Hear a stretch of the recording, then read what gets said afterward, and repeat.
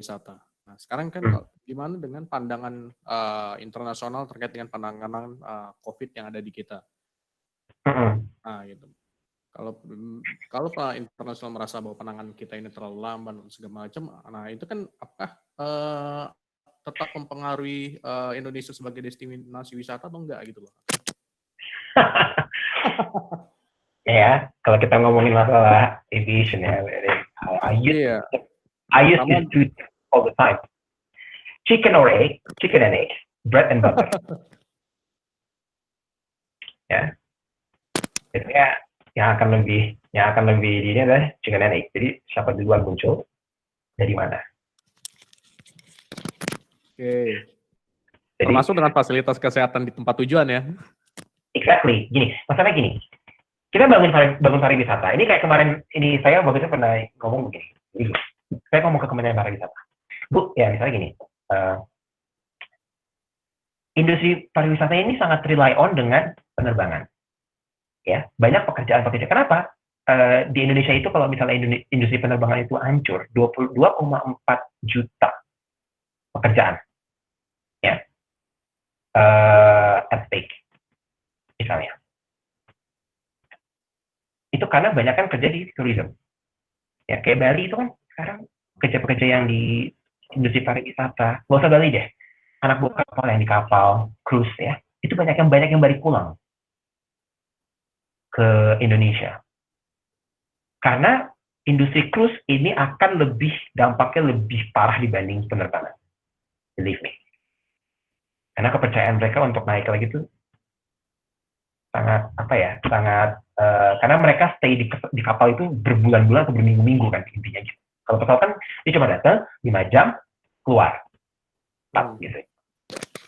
Nah, saya bilang airlines ini health campaign ini harus integrasi. Jadi nggak bisa di pesawat doang begini. Jadi semua konsep pemasaran itu harus end to end, pre until post. Jadi harus terintegrasi. AP1 punya banyak partner loh, airlines banyak banget yang bisa diajak.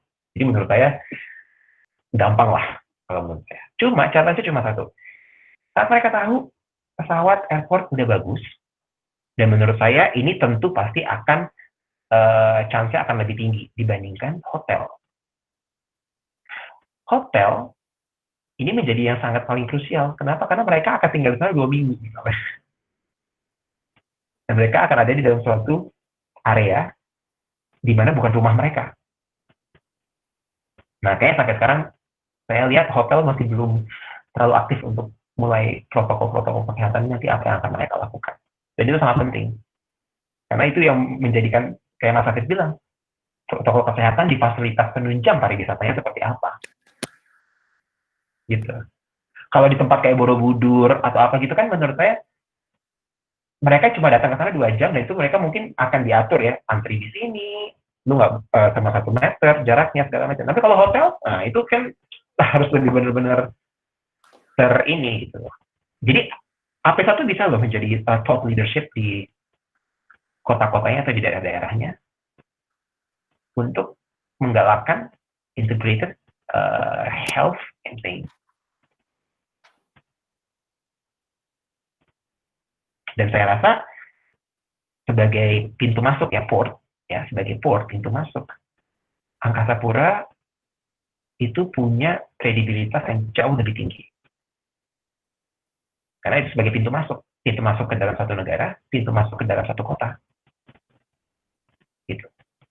Itu aja Pak. Ya. Oh, dulu ke atas nih. Pertanyaan dari Mas Tovan. Tadi masih. Mas Tovan online kah? Halo. Kayaknya nggak online. Jadi Mas Tovan ini nanya mungkin mirip sama Mas Rendra Satria. Jadi ini kaitannya dengan ketika tadi kita akan menyelenggarakan penerbangan kembali, kita harus menyediakan protokol kesehatan. Mau nggak mau kan, nah ada biaya di situ gitu. Tadi saya bilang. Ya. Jadi gimana nih, mana? Kalau kita mendahulukan itu kan ada kalau kita pakai protokol itu mau nggak mau harus ada dana lebih yang dikeluarkan. Sementara di satu sisi masih ada kita butuh pendanaan atau ada biaya memakan biaya tambahan. Mana yang akan menjadi prioritas baiknya? Kalau menurut saya sih, kalau menurut saya nih Pak, selama meningkatkan charges untuk health, saya rasa tidak akan ada masalah. Karena begini, itu kan something yang untuk kebaikan bersama, bukan hanya untuk orang yang mungkin gini, mungkin mereka mikirnya gini, wah ini kan hanya saya kan pakai ini kan karena saya kan terbang gitu, misalnya bukan hanya karena dampak COVID ini bukan hanya untuk penumpang yang terbang di bandara, tapi kan untuk kesemuanya gitu. Kita melihat bahwa virus ini kan tidak memandang bulu siapa aja. Nah, kalau misalnya memang harus dilakukan kenaikan airport tax untuk pengadaan misalnya kayak safety mask protokol dan segala macam, itu menurut saya harus bisa di-push karena menurut saya itu karena udah nggak relevan gitu lah. Maksud saya dengan keadaan yang seperti ini, bayangkan aja ya misalnya gini, logikanya begini, penumpang harus 4 jam di airport sebelumnya. Itu kan memberikan, jadi gini, menimbulkan imbas bahwa penumpang itu harus ada di airport lebih lama dibanding mereka sebelumnya. Gitu. Saya rasa nggak akan ada masalah. Selama ini bisa dikomunikasikan. Jadi kalau misalnya, oke, airport tax naik ya, berarti gitu. Oh berarti kalau gitu airlines, berarti kalau gitu penyediaan masker saya di hand sanitizer saya di pesawat nggak usah saya lakuin ya. Jadi dikasihnya sama petugas airport aja. Jadi dikasihnya nanti pas saat mereka boarding misalnya. Oke. You know what I mean? Nah, itu kan sebenarnya trade off. Nah, itu aja. Jadi mainnya namanya partnership. Gitu. Oke. Mungkin 2 pertanyaan lagi kali ya Mas ya. Waktunya udah jam 11 soalnya. Ya. Okay. Mas Jamie Jam Sipongo, online nggak Mas? Halo, Mas Jamie.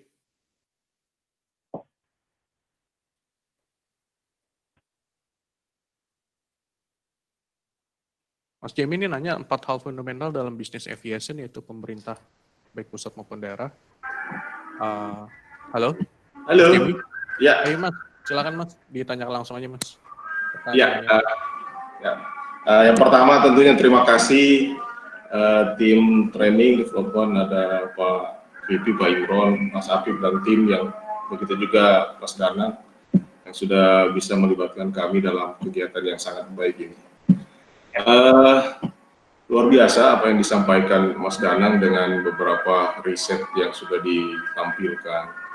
Ini tentunya membawa optimisme buat kami. Dalam hal ini dari Angkasa Pura, kalau data yang disampaikan tadi, ada beberapa bandara ataupun daerah yang notabene menjadi pintu masuk itu Angkasa Pura 1, contoh Bali, Jogja, itu menjadi pilihan-pilihan daripada travel hasil riset yang disampaikan. Nah tentunya ini membawa optimisme buat kami di AP1. Nah apalagi Bali tentunya mempunyai sekunderinya khusus saya atau kami yang di LOB, tentunya ini hal yang sangat-sangat positif, hal-hal yang sangat positif.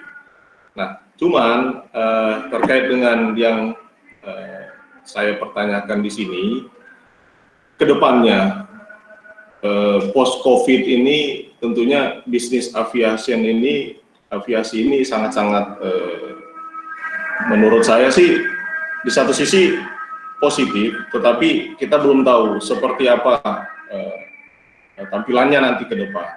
Mengingat seperti yang saya catatan di saya bahwa pemerintah pusat, daerah mempunyai policy yang tentunya akan mempengaruhi akan bisnis ini sendiri. Ya. Nah, seperti apa sebenarnya ke depannya ini? Kalau menurut Mas Danang ini kira-kira proyeksi-proyeksi potensi-potensi ke depannya seperti apa? Oke. Ya. Ini itu dulu dari saya, Mas. Makasih. Thank you. masih ini. Oke, langsung aja ya Mas Jamie ya. Jadi kayaknya potensinya begini,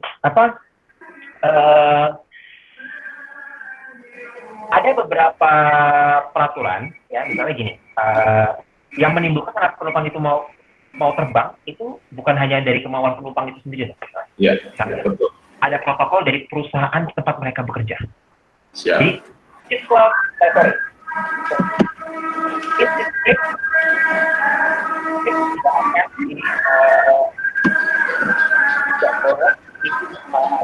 sampai tahun depan misalnya ada perusahaan internasional melakukan itu. Jadi dari foto saya kemarin itu, saya melihat kan, kemarin sih mereka mau terbang dari Yogyakarta, Surabaya. Dari Yogyakarta, Surabaya. Nah, dari Yogyakarta ini mereka cenderung akan lebih ke yang namanya leisure traveler, so seasonal ya. Yang paling penting itu malah justru saya lihat itu adalah Surabaya untuk KP1, selain Jakarta ya. Kenapa? Surabaya itu kan trafficnya adalah business travel. Business trip. Di mana protokol kesehatan itu tidak ada, itu kan nanti yang akan mengakses itu bukan hanya penumpang, tapi perusahaan-perusahaan. Jadi misalnya gini, Surabaya sebenarnya sudah ready atau belum? Kenapa Surabaya itu mati-matian menjaga agar penyebaran COVID itu tidak tinggi? Karena mereka tahu bahwa demand untuk bisnis Surabaya, terutama dari Jakarta, dan dari beberapa kota-kota besar Indonesia itu sangat besar. Gitu. Nah, potensi yang bisa kita raih, jadi gini, karena kita lihat the new normal, saya masih belum bisa ambil kesimpulan apakah ini akan nantinya meningkatkan yang namanya international atau domestic business aviation. Business aviation itu dalam arti yang charter. Charter dalam arti bukan commercial unscheduled ya. Jadi kemunculan kayak airlines yang misalnya kayak Four Seasons untuk yang leisure misalnya. Terus atau kayak di Indonesia itu ada TWA, ada PNIR. Karena mereka, terutama orang-orang yang punya uang ini, mereka bisa untuk meng-hire pesawat karena mereka tahu mereka lebih aman, mereka terbang dengan keluarganya sendiri gitu misalnya gitu ya. Nah, itu bisa menjadi salah satu masukan. Yang kedua, melihat bahwa Indonesia ini negara kepulauan, ya, dan di mana konektivitas kota-kota kecil itu masih sangat dibutuhkan. Jadi menurut saya sih airlines yang seperti Transnusa, seperti Susi Air ini jadi krusial, gitu. Kenapa? Karena mereka maskapai perintis, cost per miles mereka rendah, mereka bisa terbang kemana-mana, dan itu sesuai dengan airport-airport di Indonesia. Misalnya, pemerintah berencana misalnya, oke lah, kita penumpang tuh, kalau kita lihat kan dari baseline Asia Pasifik, report IQ tuh, turun terus dive naik begini. IQ pun sampai sekarang nggak bisa memberikan kepastian. Mereka bikin skenario tuh ada 2, tapi 1A, B, 2A, B. Nah, itu karena ini semua, kita semua wait and see. Nggak ada yang tahu. Karena again, masalahnya bukan masalah gini, bisnis airlines itu kenapa turun sih? Karena pemerintah itu melakukan border control yang tidak bisa diganggu-gugat oleh siapapun. Itu sovereignty. Gitu. Nah, Indonesia punya domestik, tapi domestiknya kepulauan. Gitu. Dan kalau saya lihat nanti gini, di Indonesia nanti bakal sering ada banyak konsolidasi. Nah, misalnya, Garuda Citylink bisa codeshare, ya walaupun mereka satu perusahaan misalnya, satu grup, nanti bisa codeshare. Jadi penumpang mau ke Jayapura, dia lewat dia Jakarta ujung pandang naik Garuda, ujung pandang ke Jayapura dia naik Citylink misalnya. Itu bisa aja kejadian. Nah, jadi dan maskapai perintis itu menurut saya fungsinya akan benar-benar lebih terlihat lah kalau menurut saya ya. Karena kan masalahnya penyebaran COVID-19 ini kan di Indonesia itu kan tidak maksudnya gini, sentralisasinya center of gravity ada di Java. Tapi infection yang di timur itu masih dikit sebenarnya. Dan orang-orang timur itu menurut saya they will not give up aviation karena mereka sudah lebih terbiasa daripada orang-orang yang ada di Jawa gitu ya, di mana mereka bisa naik kereta, bisa naik mobil. Gitu. Itu aja sih paling. Ya. Sudah Mas? Oke? Ya. Terima kasih Mas Anan. banyak Yemi. Kita ke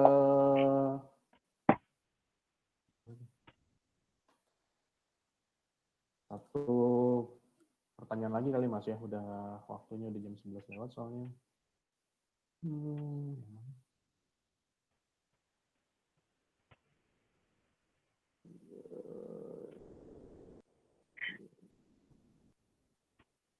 Langkah yang Mbak Dita, Mas Danang terkait dengan kemungkinan adanya climate change, masalah kesehatan, kan banyak Mas.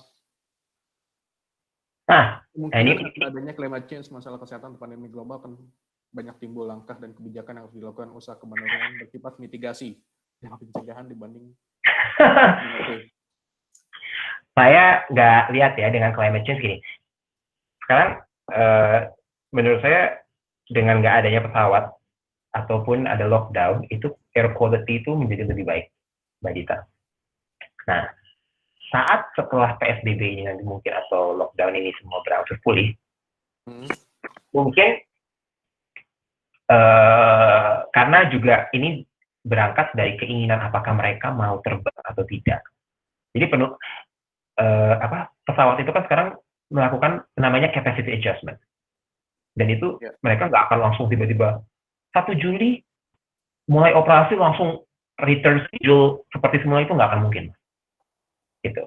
Jadi saya rasa sih untuk emisi udara masih tetap akan berkontrol sampai 3 tahun ke depan sampai benar-benar pulih. Cuma permasalahannya akan ada di airport. Masalah sustainability-nya, di mana akan ada banyak masker dibuang, ada gloves yang mungkin nanti dibuang, jangan salah, gloves itu penularannya makin lebih tinggi loh, karena mereka ibaratnya orang ini pakai gloves, dia menyentuh apapun, itu nggak akan dicuci lagi sama mereka langsung buang begitu aja. Gitu. Jadi itu harus ada protokol, yang dimana misalnya, pembuangan masker, tempat sampah masker khusus, tempat sampah gloves itu harus khusus. Kalau misalnya, karena takutnya akan ada contamination kan, itu bisa jadi kejadian. Jadi hal-hal kecil itu. Nah, atau mungkin misalnya petugas kebersihan bandara pakai capit itu ya, dia ngambil, kalau dia tahu itu dia ngambil apa, plastik atau tisu di bawah yang mungkin nggak sengaja kebuang secara sembarangan, itu harus pakai capit, masukin. Dan itu kayak di rumah sakit, jadi infectious disposal untuk itu harus ada mulai gitu. Infectious and non-infectious. Gitu, atau mungkin infectious saja, karena infectious itu udah jelas kan, masker atau gloves gitu yang udah nggak kepake, atau tisu itu udah harus masuk gitu. Karena kan sekarang tisu itu kan masih dalam kategori sampah yang bisa didaur ulang. Tapi menurut saya ini harus segera dikasih protokol bahwa tisu itu whatever it is itu harus satu kategori infectious. Karena droplets kita nggak tahu, kan ada droplet apapun orang di situ. Itu aja sih. Untuk Mbak Dita.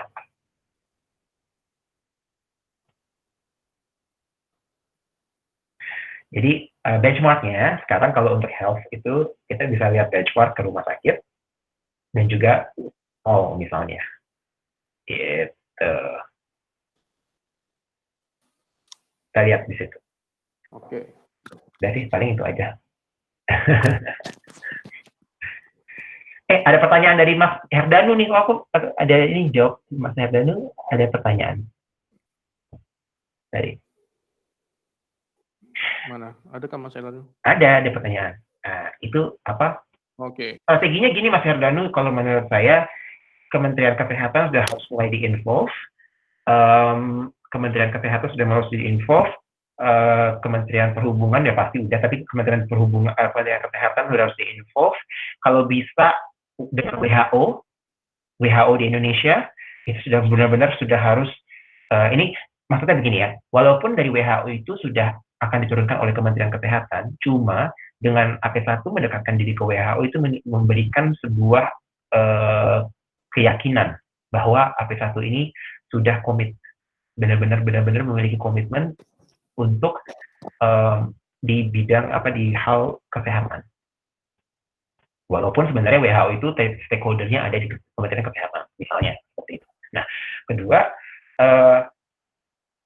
di setiap bandara-bandara di cabang itu proactively sudah mulai bekerja sama dengan rumah sakit terdekat. Karena kan pasti bandara itu kan salah satu peraturannya adalah harus dekat dengan rumah sakit. Nah, itu salah satu stakeholder penting. Nah, ini yang harus benar-benar sudah digalakkan. Atau misalnya mau misalnya demi mengurangi pendanaan untuk kesehatan, ya jadi rumah sakitnya mungkin yang akan bisa mensupply. Tapi dengan salah satu trade off-nya apalah gitu. Misalnya gitu ya. Karena kan pasti dengan negosiasi seperti itu kan pasti nanti akan ada negosiasi lah semacam itu. Karena rumah sakitnya pun di airportnya juga pasti akan ada branding kan. Provided by rumah sakit ini, provided by saya rasa rumah sakit akan sangat terbuka untuk hal itu.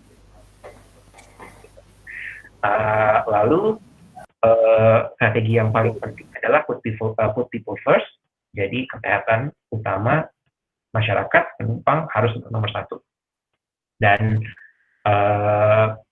kemudian yang tadi saya bilang bahwa seluruh aspek yang ada di airport itu pokoknya kita sudah harus benar-benar memberikan analisa imbas kesehatannya apa dan bagaimana mitigasinya. Misalnya yang tadi saya bilang, ada penyediaan infectious, sampah infectious, ada yang terinfeksi. Karena belum tentu kan penumpang itu pakai masker, misalnya. Dia lolos, maksudnya gini, dia lolos suhu tubuh, tapi sebenarnya dia punya virusnya. Nah, terus dia masuk, terus dia pakai masker. Begitu mau boarding, dia buka masker itu karena dia harus makan, tiba-tiba maskernya ketinggalan. Nah, ini kan juga sebagai salah satu bisa menjadi potensi penyebaran virus. Kalau itu terkena anak kecil atau terkena siapapun itu. Demikian juga orang yang pakai gloves. Pakai gloves itu kan berarti intinya tangan dia bersih, tapi yang di luarnya kan nggak bersih. Gitu. Gitu ya, Ti. Pak Apep. Boleh nanya nggak? Iya. Siapa nih? Om Apip masih boleh bertanya? Iya. Ini terakhir ya, Mas ya? Iya. Sorry. Terakhir nih. Sorry, habis selesai rapat yang satu nih, baru gabung. Cuman tertarik aja. Mas Danang sehat? Sehat, Mas Yadi. Pertama, terima kasih sudah melakukan riset surveinya. Ini tentu sangat bermanfaat buat Angkasa Pura I. Ya, Pak. Saya ingin menanyakan, apakah survei ini juga sudah mencerminkan tentang perilaku konsumen? Ya, kalau kita bicara pesawat berarti konsumen is passengers. Nah, artinya pertama definisi normal itu pada saat penyebaran kuesioner itu dijelaskan nggak tersampaikan message-nya. Definisi normal yang dimaksud itu apakah hanya dicabutnya PSBB ataukah memang sudah dinyatakan oleh WHO ya, oleh dunia menyatakan bahwa normal karena memang sudah ditemukan vaksin misalnya, atau sudah tidak ada lagi ditemukan kasus-kasus baru terkait COVID-19 ini. Satu itu. Kedua, kalau bicara tentang perilaku konsumen, ini ada perubahan perilaku pasca COVID. Ya, jadi ada beberapa penelitian yang lain yang sempat saya baca artikelnya bahwa nanti pasca COVID berakhir, ternyata ada perubahan terhadap perilaku konsumen. Semisal gini, tadi saya sempat lihat sekilas bahwa dari 300 sekian 57 ya responden, ternyata memang banyak yang melakukan penerbangan menggunakan maskapai Garuda. Nah, ini kan kalau kita fakta yang terjadi sebelum COVID, kita lihat di Terminal 3 Soekarno-Hatta, profil passenger itu kebanyakan memang pegawai instansi pemerintahan yang menggunakan Garuda. Nah, ada semacam wacana di Kementerian BUMN pun juga sedang ini dievaluasi terkait dengan nanti ke depan kita kalau rapat-rapat itu ya sebisa mungkin menggunakan video conference. Kalau misalnya yang tadinya kita banyak melakukan perjalanan dinas, kemungkinan bisa saja nanti ke depan perilakunya itu lebih banyak dioptimalkan efisien dan efektif dengan secara video conference. Nah, Maksud saya dengan adanya perilaku konsumen seperti ini, kira-kira tergambar nggak di dalam survei atau riset yang dilakukan oleh Mas Dani? Makasih. Oke, Pak Siadi, itu terima kasih atas pertanyaannya. Jadi gini Pak, aku langsung ya. Jadi yang saya ngadain 2 survei. Ada survei yang hari Sabtu kemarin, itu 539. Nah, itu lebih ekspektasi mereka terkait yang pre, in, and post. Nah, di 2 survei saya ini, kategori ini normal, ini saya mencoba untuk lebih realistis, di mana saat PSBB dicabut, saat lockdown itu dicabut. Karena saya melihat ke depannya vaksin akan lama sekali karena masalahnya virus ini bisa bermutasi dan segala macam. Ini kompleks, virus yang sangat kompleks. Nah, itu jadi definisinya. Sudah jelas, itu jadi pertama, itu sudah ada. Saat ini normal is saat lockdown itu dicabut. Jadi makanya saya kasih kalau di pertanyaan itu adalah once COVID-19 containment announced. Containment itu bukan berarti dia hilang, tapi dia terkendali. Jadi pemerintah sudah berhasil menekan. Tapi tanpa ada yang namanya COVID itu sudah hilang atau vaksin sudah ditemukan. Nah, di pre-flight dan in-flight itu saya mencoba yang di survei yang kedua itu saya melihat the new norms itu mereka akan tetap pakai masker, ya pakai masker. Tapi saya ada kasih pertanyaan. Di ruang tunggu masih mau duduk nggak di sebelah orang yang nggak kenal, yang nggak kalian kenal? Nah, mereka bilang masih merasa nyaman walaupun mereka akan mencoba secara maksimal untuk menghindari keramaian. Saya tanya lagi, kalau kunjungan ke executive lounge masih mau nggak duduk di sebelah orang yang nggak dikenal? Jawaban mereka pun juga sama. Jadi yang saya lihat bahwa perubahan culture di Indonesia itu, orang Indonesia ini akan signifikan, ya, tapi hanya untuk masalah mereka nanti pakai masker, ya. Jadi ibaratnya kayak dulu model pakai seatbelt itu loh Pak. Orang dulu nggak pakai seatbelt, sekarang udah pakai seatbelt. Karena ibaratnya iming-imingnya, wah kayak di luar negeri loh, kayak di luar negeri. Kalau polisi juga ngasih tilang, tapi sebenarnya menurut mereka melihat bahwa ini kayak orang-orang di luar negeri nih, gue pakai seatbelt. Jadi seperti itu. Nah, dari survei yang kedua itu saya lihat bahwa mereka tetap masih merasa nyaman. Tapi mereka tidak, walaupun mereka akan mencoba untuk menghindari keramaian. Nah, pas saat di pesawat, saya kasih lihat tempat duduk yang facing forward atau yang di tengahnya itu kebalik reverse dan pakai glass shield. Mereka tetap milih, kita lebih senang tetap di kursi ekonomi yang sekarang. Jadi mereka nggak mau tuh ada shield segala macam. Nah, ini kemarin saya kasih survei ini ke Ayata maksudnya ternyata ini banget ya, karena mereka lagi mempelajari untuk endorsement kursi baru, jenis kursi baru ini gitu. Gitu. Jadi menurut saya melihat ini, ternyata mereka akan pakai masker, ya. Bahkan mereka ditanya, apakah Anda masih akan menghormati atau menjaga physical distancing setelah mereka dibolehkan terbang atau mau terbang?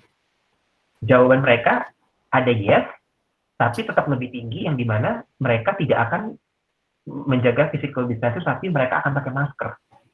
Nah, ini berarti menunjukkan bahwa kalau dari saya nih ya, analisa saya bahwa orang Indonesia akan peduli terhadap kesehatan mereka, tapi mereka tidak akan mendiskriminasi.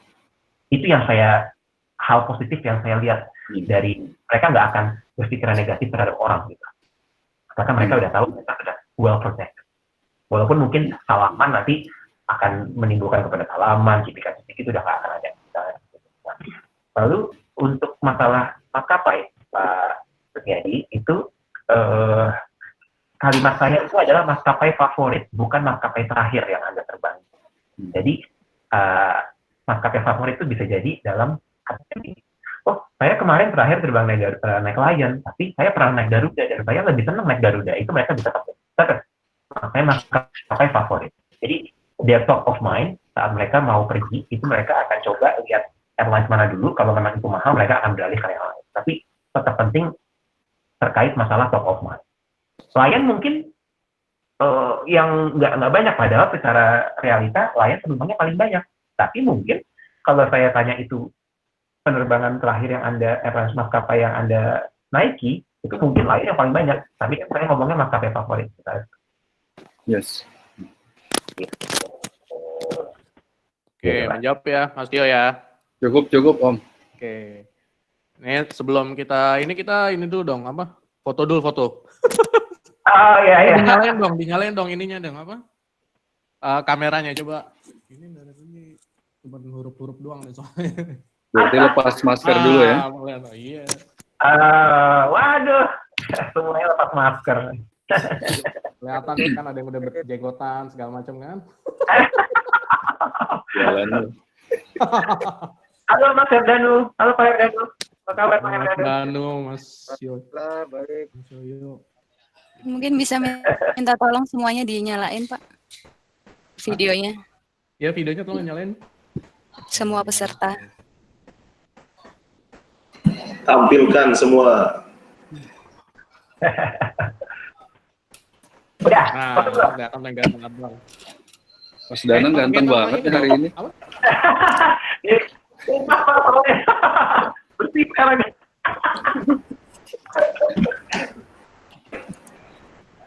Udah belum? Udah foto belum?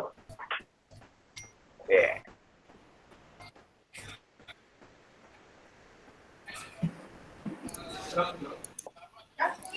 Satu, dua, tiga. Thank you. Oke, jadi saya akan bacakan kesimpulan dari sharing kita pagi ini. Yang pertama, Indonesia tetap akan menggunakan transportasi udara terkait dengan kondisi geografis kita dan mayoritas untuk melakukannya untuk perjalanan bisnis karena merasa bahwa online meeting kurang efektif dan adanya dorongan untuk kembali berusaha secepat mungkin. Yang kedua, pengguna jasa akan mematuhi regulasi terkait protokol kesehatan yang ditetapkan oleh pemerintah, airport maupun airline. Dan yang ketiga, ini yang nggak kalah penting sih. Untuk keluar dari pandemi ini, kita nggak bisa berjalan sendiri-sendiri. Kita harus berkolaborasi, airline, airport, otoritas penerbangan, kesehatan, termasuk pemerintah daerah. Karena dengan itu kita dapat bergerak maju lebih cepat. Nah, ini yang bagian terpenting nih. Tadi kan kita panitia udah memilih 4 orang yang akan diberikan top up saldo ya, top up saldo link link aja. Nah ini kita jatuh kepada 4 orang yaitu Mas Turah, Mas Satria Panji, Mas Kimade Yogi, dan terakhir adalah Mas Taufan Firdaus. Jadi demikian sesi obrol sadis pagi ini. Jadi teman-teman sekalian, terima kasih tim di belakang layar, Pak Imron, terima kasih Pak Imron, teman-teman semuanya. Terima kasih. Terima kasih. Sampai jumpa di Terima kasih. berikutnya. Assalamualaikum. Terima kasih. Terima kasih. Terima kasih semuanya. Salam sehat selalu. Sampai jumpa di sharing berikutnya. Semuanya. Terima kasih Mas Danang. Terima kasih semua, senang semua. Terima kasih. Ada Pak Ayo. Thank you Mas. Terima kasih tim training. Terima kasih training. Terima kasih Terima kasih training Pak Imron, Pak Apip Terima semuanya. kasih juga. Saya tidak terima kasih sama Apip enggak. Wih, sama grup. Sama Mas Danang. Saya terima kasih sama Training Bacuan. Center. Tidak terima kasih sama Terima Apip. kasih, terima kasih. Parah. Rusuh orang. Baik. Assalamualaikum. Waalaikumsalam. Warahmatullahi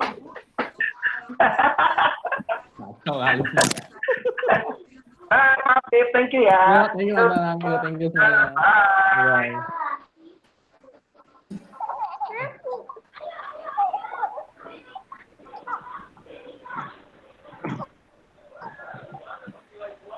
Thank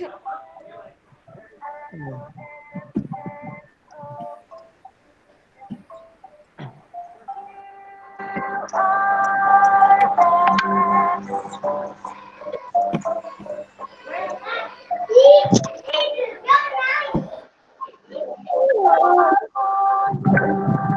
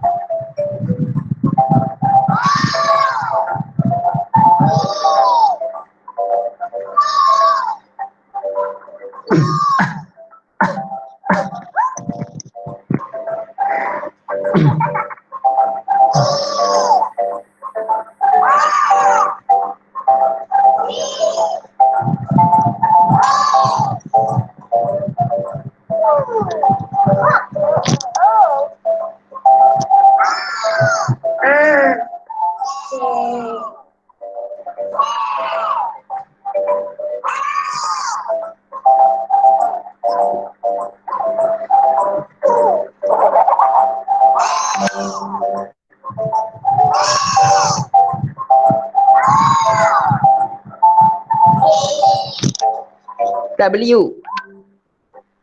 W.